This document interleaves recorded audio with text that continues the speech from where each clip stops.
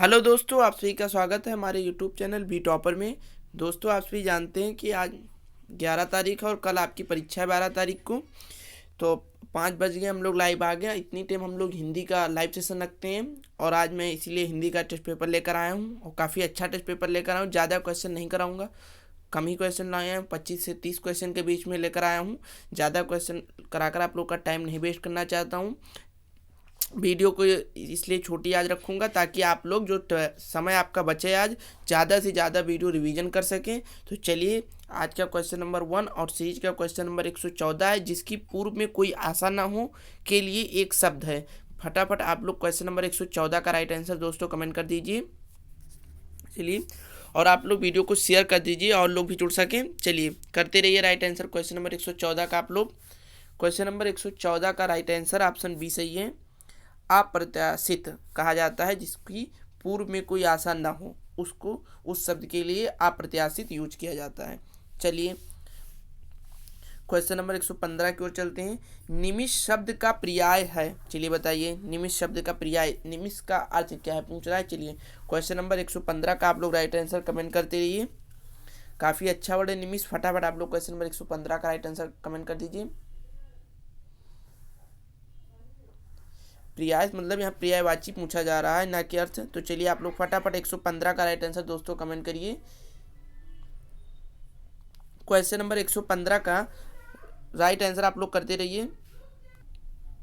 चलिए, question number 115 का right answer option D सही है, क्षण। चलिए, क्वेश्चन नंबर 116 की ओर चलते हैं। मुझसे उठा नहीं गया वाक्य में वाच्य। फटाफट आप लोग क्वेश्चन नंबर 116 का राइट आंसर कमेंट कर दीजिए। मुझसे उठा नहीं गया वाक्य में कौन सा वाच्य है।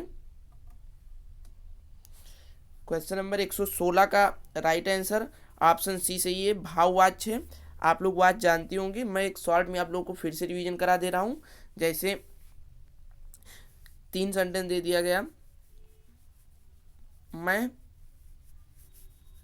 खाना खाता हूँ, तो इसमें कृतवाच्य है, आप लोग जानते हैं।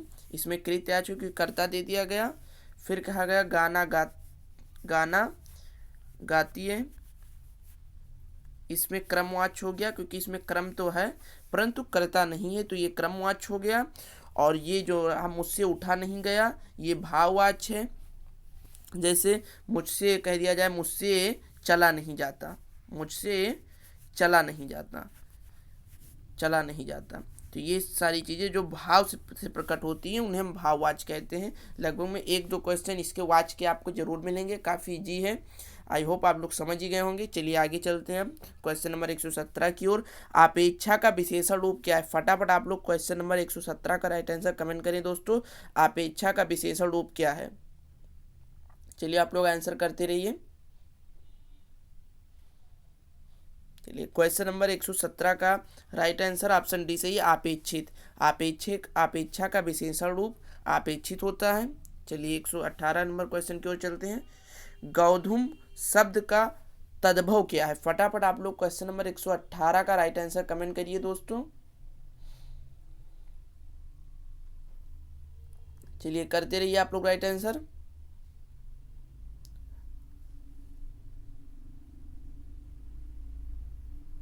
चलिए, करते रहिए आप लोग राइट आंसर। क्वेश्चन नंबर 118 का राइट आंसर करते रहिए। इसका राइट आंसर ऑप्शन ए सही है, गेहूं। कुछ लोग गौधुम से गाय का लगाते हैं, लेकिन गौधुम का मतलब गेहूं का तत्सम रूप जो है ये गौधुम होता है। अब आप तत्सम और तद्भव जानते होंगे। तत्सम संस्कृत शब्द से जो हो उसे तत्सम, तद्भव जो हिंदी शब्द से हो, यानी अपने यहाँ हिंदी वाली भाषा में हो, उसे तद्भव कहते। कुछ लोग तद्भव तत्सम में कन्फ्यूज आते हैं, कौन सा संस्कृत है कौन सा हिंदी में। तो जिसमें सा मिले आप जान जाइए वो संस्कृत वाला है, जिसमें सा ना मिले वो हिंदी वाला। चलिए, आगे बढ़ते हैं क्वेश्चन नंबर 119 की ओर। निष्कपट शब्द का संधि विच्छेद है। चलिए, फटाफट आप लोग क्वेश्चन नंबर 119 का राइट आंसर कमेंट करिए। निष्कपट शब्द का संधि विच्छेद, बताइए आप लोग क्वेश्चन नंबर 119 का राइट आंसर। क्वेश्चन नंबर 119 का राइट आंसर कमेंट करते रहिए। एक निष्कपट और एक मैं लिख दे रहा हूँ, इसका आप लोग बताइए कमेंट कर निष्प्राण। चलिए, ये निष्प्राण का भी आप लोग बताइए और निष्कपट का बताइए, दोनों एक ही तरीके के हैं, तो फटाफट आप लोग क्वेश्चन का राइट आंसर पहले 119 का राइट आंसर दीजिए, फिर निष्प्राण का आप लोग कमेंट सेक्शन में संविच्छेद लिखकर भेजिए। देख रहा हूँ मैं। चलिए दोनों का फटाफट आप लोग सही आंसर करते जाइए। चलिए करते रहिए। क्वेश्चन नंबर 119 का राइट आंसर ऑप्शन ए सही है, निधन कपट। और इसी तरीके से निष्प्राण का बनेगा निधन प्राण। चलिए क्वेश्चन नंबर 120 की ओर चलते हैं। निम्न में से किस शब्द की वर्तनी सही है? चलिए बताइए आप लोग, कौन से शब्द के 120 में वर्तनी शुद्ध है? बताइए आप लोग फटाफट। क्वेश्चन नंबर 120 का राइट आंसर कमेंट करते रहिए दोस्तों। चलिए करते रहिए। क्वेश्चन नंबर 120 का आप लोग करते रहिए राइट आंसर। क्वेश्चन नंबर 120 का राइट आंसर ऑप्शन बी सही है, अनुगृहित का जो वर्तनी है यही शुद्ध है और तीनों का वर्तनी अशुद्ध है। चलिए क्वेश्चन नंबर 121 की ओर चलते हैं। उपत्यका का अर्थ है? फटाफट आप लोग क्वेश्चन नंबर 121 का राइट आंसर करिए। उपत्यका का अर्थ है, चलिए एक शब्द यहाँ उपत्यका दिया गया, इसका क्या अर्थ होता है आप लोग कमेंट करिए। क्वेश्चन नंबर 121 का राइट आंसर आप लोग कमेंट करते रहिए। क्वेश्चन नंबर 121 का आप लोग कमेंट करते रहिए। इसका राइट आंसर होता है पर्वत के पास की भूमि। डी ऑप्शन सही है। जो पर्वत के पास जो भूमि होती है, जैसे इस तरीके जो पर्वत बना होता है आप जानते हैं ये, और इसके पास वाली जो भूमि होती है ये स्पेशली ये जो भूमि इधर और इधर जो पर्वत के पास होती है, पर्वत वाली भूमि नहीं, पर्वत के अगल बगल वाली भूमि, इसको उपत्यका कहते हैं। चलिए आगे चलते हैं। 122 सा ध्वनि का उच्चारण स्थान क्या है? चलिए फटाफट आप लोग कमेंट करिए, सा ध्वनि का उच्चारण स्थान क्या है? 122 का आप लोग राइट आंसर करते रहिए। चलिए करते रहिए आप लोग। क्वेश्चन नंबर 122 का राइट आंसर, क्वेश्चन नंबर 122 का राइट आंसर ऑप्शन सी सही है, तालु। सा का ध्वनि का उच्चारण स्थान तालु से होता है। चलिए क्वेश्चन नंबर 123 की ओर चलते हैं। अत्यंत शब्द का प्रयुक्त उपसर्ग है? बताइए आप लोग फटाफट। क्वेश्चन नंबर 123 का राइट आंसर करते रहिए।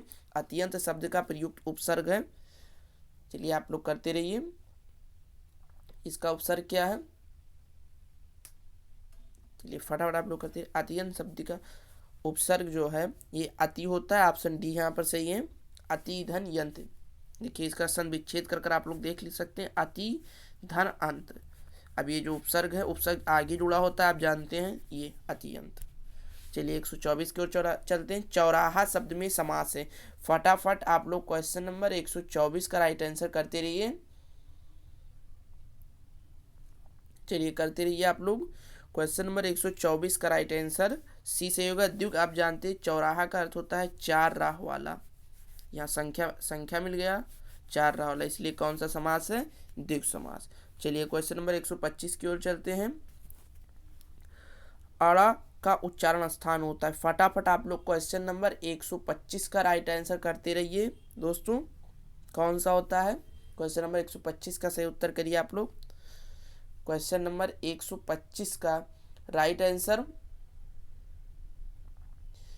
ऑप्शन ए से ये नासिक होता है, और भी इसमें जैसे ड़ा होता है नासिक से, ना होता है, इन सबको आप याद कर लें। माँ होता है, उसके बाद में अंगा होता है, इसी तरीके से 4-5 वर्ड ये होते हैं, 5 ये और एक ड़ा, यही 6-7 वर्ड होते हैं नासिक के। चलिए क्वेश्चन नंबर 126 की ओर चलते हैं। 4 गज मलमल में कौन सा विशेषण है? फटाफट आप लोग क्वेश्चन नंबर 126 का राइट आंसर करिए। 4 गज मलमल में कौन सा विशेषण है? चलिए आप लोग आंसर करते रहिए। आंसर आप लोग फटाफट कर दीजिए। चलिए क्वेश्चन नंबर 126 का राइट आंसर ऑप्शन सी से ये परिमाण बोधक। मैं आप लोगों को बता दे रहा हूँ, परिमाण बोधक कहते किसे हैं? जिन विशेषणों से संज्ञा अथवा सर्वनाम के परिणाम का बोध हो। जिन विशेषणों से, फिर से सुन लीजिए, जिन विशेषणों से संज्ञा अथवा सर्वनाम का परिणाम का बोध हो, उस परिणाम का, उसको परिणाम बोधक कहते हैं। तो यहाँ पर क्वेश्चन, यहाँ 4 गज 4 दिया गया था, परिणाम बताया जा रहा था, तो इसीलिए परिणाम बोधक हो गया। चलिए क्वेश्चन नंबर 127 की ओर चलते हैं। शीश का तत्सम रूप क्या है? चलिए आप लोग आंसर करते रहिए। क्वेश्चन नंबर 127 का शीश का तत्सम रूप क्या है? चलिए आप लोग बताइए क्वेश्चन नंबर 127 का शीश का तत्सम रूप कौन सा है? चलिए आंसर करते रहिए आप लोग क्वेश्चन नंबर 127 का। 127 का राइट आंसर दोस्तों ऑप्शन बी सही है, शीर्ष होता है शीर्ष का तत्सम रूप। चलिए क्वेश्चन नंबर 128 है, हिंदी भाषा में कितनी बोलियां होती हैं? फटाफट आप लोग क्वेश्चन नंबर 128 का राइट आंसर दीजिए, कितनी बोलियां होती हैं? चलिए क्वेश्चन नंबर 128 का राइट आंसर ऑप्शन सी सही है, 18 बोलियां होती हैं। आप जानते हैं अगर ऑप्शन में 17 कहीं कहीं मिलता है तो ये भी हम लोग लगाते हैं। और उपभाषाएं कभी एक बार पूछ लेता है कितनी होती हैं, तो उपभाषाएं आप लोग जानते हैं उपभाषाएं 5 होता है हिंदी में। चलिए 129 की ओर चलते हैं, आँख की किरकिरी होने का अर्थ बताइए आप लोग। क्वेश्चन नंबर 129 का राइट आंसर करिए दोस्तों, आँख की किरकिरी होना। चलिए आप लोग करते रहिए आंसर। क्वेश्चन नंबर 129 का राइट आंसर ऑप्शन सी सही है, कष्टदायक होना, आँख की किरकिरी होना। चलिए 130 की ओर चलते हैं, निम्नलिखित में से मौखिक अभिव्यक्ति का रूप है। चलिए बताइए आप लोग, क्वेश्चन नंबर 130 का सही उत्तर मौखिक अभिव्यक्ति का रूप कौन सा है? फटाफट आप लोग क्वेश्चन नंबर 130 का राइट आंसर करते रहिए। क्वेश्चन नंबर 130 का सही उत्तर ऑप्शन डी सही है, आशु भाषण।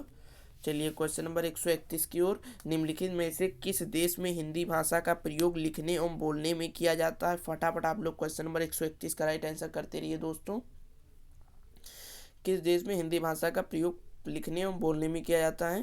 क्वेश्चन नंबर 131 का राइट आंसर ऑप्शन डी सही है, मॉरिशस। मॉरिशस में हिंदी भाषा का प्रयोग लिखने एवं बोलने दोनों में किया जाता है। चलिए क्वेश्चन नंबर 132 है, भारतेंदु युग में निकलने वाली पत्रिका युग्म है। चलिए बहुत अच्छा क्वेश्चन, ऐसे क्वेश्चन बार बार पूछे जाते हैं, आप लोग कमेंट करिए क्वेश्चन नंबर 132 का सही उत्तर। क्वेश्चन नंबर करते रहिए आप लोग राइट आंसर 132 का। क्वेश्चन नंबर 132 का सही उत्तर ऑप्शन ए सही है, कविवचना सुधा जो है हिंदी प्रदीप, ये भारतेंदु युग में निकलने वाली पत्रिका का सही युग्म है। चलिए बताइए, थोड़ा सा यहाँ डल हो गया लेकिन समझ में आ रहा है। तद्भव पत्रिका के संपादक का नाम है? फटाफट आप लोग क्वेश्चन नंबर 133 का राइट आंसर करते रहिए, तद्भव पत्रिका के संपादक का नाम है। चलिए करते रहिए आंसर। 133 का राइट आंसर ऑप्शन डी सही है, अखिलेश संपादक का नाम था। चलिए क्वेश्चन नंबर 134 चलते हैं, 12 बरस लव कुकर जीवे अरु 13 लव जिए सियार, यह पंक्ति किसकी है? विद्यापति, नरपत नाला, चंद्रबाई जगनिक। बताइए आप लोग क्वेश्चन नंबर 134 का सही उत्तर करिए फटाफट। 134 का कौन सा सही उत्तर होगा? क्वेश्चन नंबर 134 का सही उत्तर ऑप्शन डी सही है, जगनिक। चलिए क्वेश्चन नंबर 135 है, निम्नलिखित में से कौन सी व्याकरण और वर्तनी से शुद्ध भाषा कहलाती है? फटाफट आप लोग करिए क्वेश्चन नंबर 135 का राइट आंसर। चलिए आंसर आप लोग करते रहिए क्वेश्चन नंबर 135 का। क्वेश्चन नंबर 135 का सही उत्तर ऑप्शन डी सही, मानक भाषा। चलिए क्वेश्चन नंबर 136 है, सूर सागर किस भाषा की रचना है? फटाफट आप लोग बता दीजिए, जो सूर सागर है ये किस भाषा की रचना है? अवधी, ब्रज, बुंदेली, छत्तीसगढ़ी। चलिए बताइए आप लोग 136 का राइट आंसर दोस्तों।